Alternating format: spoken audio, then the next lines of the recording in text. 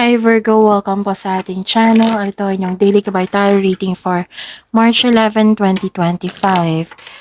Please be reminded kung naka-resonate kayo, comment down. Kung hindi kayo naka-resonate, ibigay niyo po sa iba kasi general reading po ito.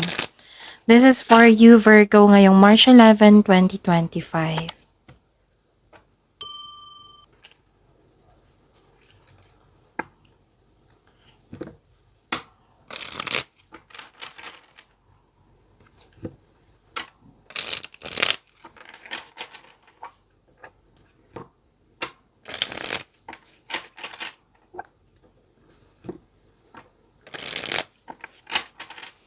Para po ito sa inyo Virgo ngayong March 11, 2025. Maraming salamat po sa inyong patuloy na suporta at maraming salamat din po sa mga hindi nag-skip ng ads. Gamitin ang reading na ito bilang gabay lamang.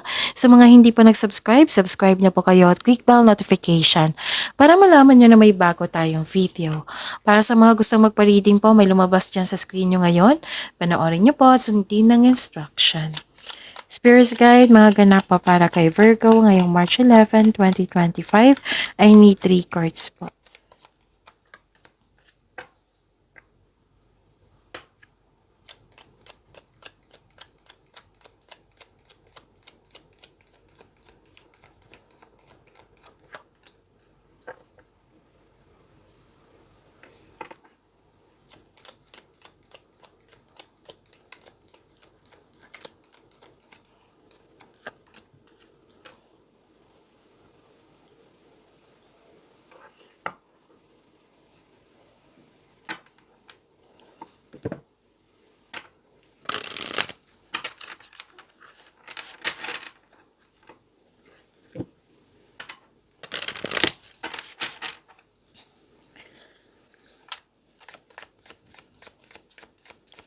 Spirits Guide, mga mensahe pa para kay Virgo ngayong March 11, 2025.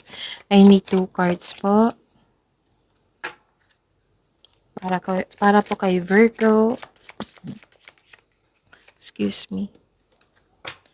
Virgo, ngayong March 11, 2025. May nakita ko ditong harvest. Wow, claim nyo to Virgo. Pwedeng sweldo nyo ngayon, pwedeng binayaran kayo sa binigay nyo serbisyo, pwedeng produkto ito na nag-fast moving na, pwedeng literal na harvest po. Tapos, may ano dito, may malaking influence ang isang lalaki sa araw na ito. Tapos, nagkaroon ng recovery.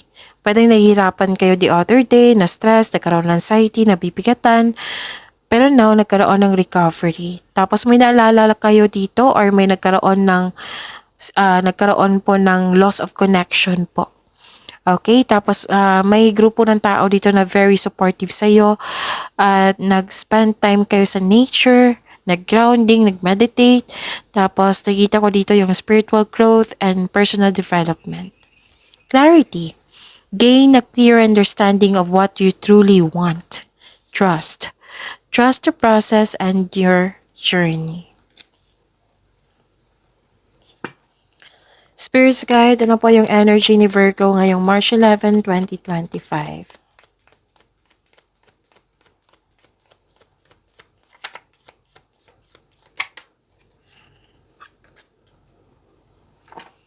And the clarification of this card po.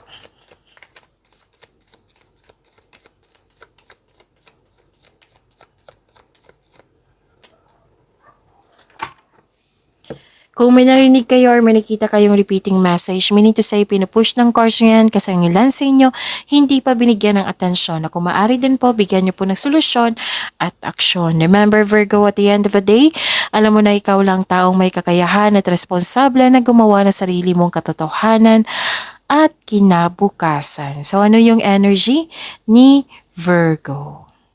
Nakikita ko dito yung disbalance. Pushing yung pinipilit or may pinipilit na para makuha ang resulta. May hindi nagkasundo, may conflict of interest, naging impatient. So this is imbalance and unfairness sa connection mo sa isang tao at may nakita akong problema dito sa kaperahan. struggle ka sa changes dahil nag-look back ba kayo sa nakaraan? So, ang advice po dito, try to look at what you need now sa present. And please know that you are divinely guided. You are guided to find peace.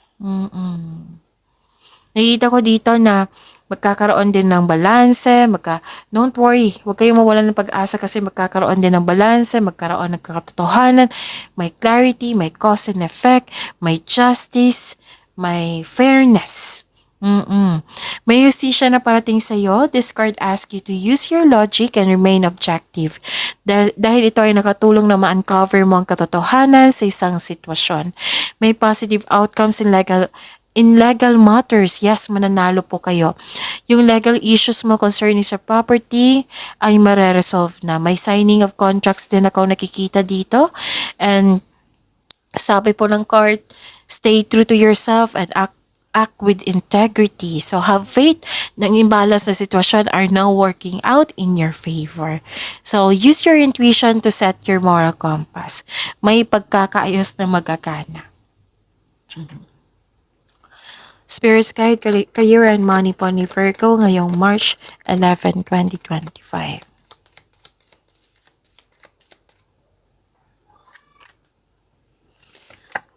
And the clarification of this card po.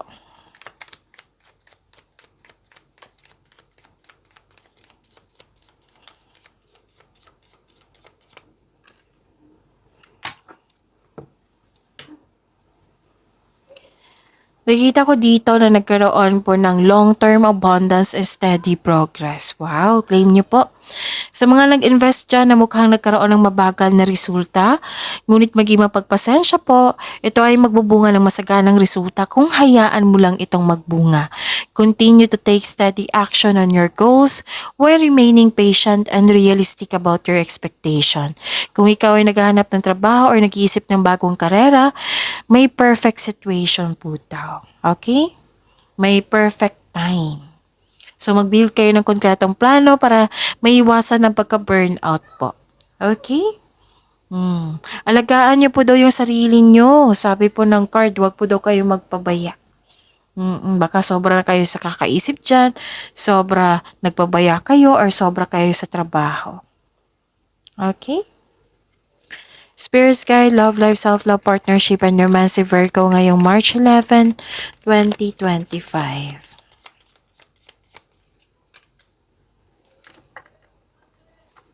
And the clarification of this card po.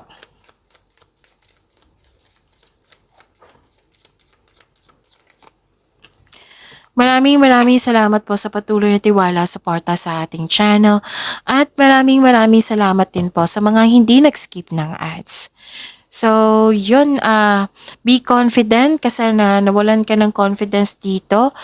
Nagkaroon ng lack of focus or loss of direction kasi nga may away po or hindi naging successful yung plano or hindi naka-move on kaya nagkaroon ng away or you felt defeated. The advice is you need to create a concrete plan in order to regain momentum.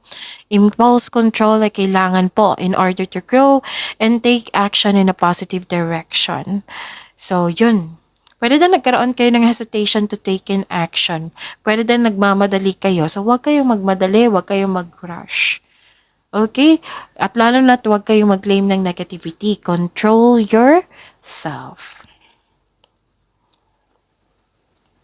Nakita ko dito na nagkaroon po ng burnout pa rin to eh. Virgo.